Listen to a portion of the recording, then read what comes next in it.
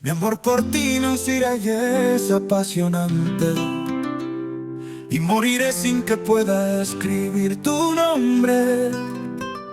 No importa, moriré de amor y de hombre, y ya que no soy ni seré nunca tu amante. Cuando estés cansada de enojarte por cosas que no tienen sentido, voy a seguir aquí, voy a esperarte hasta que todo haya concluido. Sí, cuando ya no pueda caminar y mis manos ya no puedan escribir, cuando ya nada me pueda inspirar, cuando ya esté a punto de morir, sabrás que todo ha concluido, sabrás que mi alma va partido para nunca más volver. Pero en la muerte al renacer, sabrás que nada ha concluido, porque te voy a volver a querer.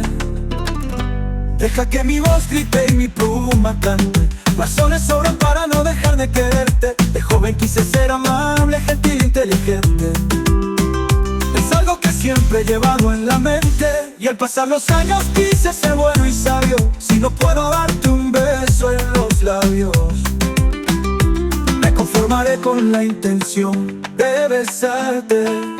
La sencillez de mi amor prefiere tu alegría, tu risa que mi amor sangre por amarte.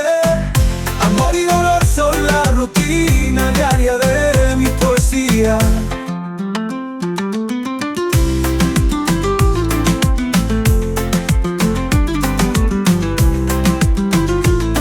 Sí, cuando ya no pueda caminar y mis manos ya no puedan escribir, cuando ya nada me pueda inspirar, cuando ya esté a punto de morir, sabrás que todo ha concluido, sabrás que mi alma va partido para nunca más volver.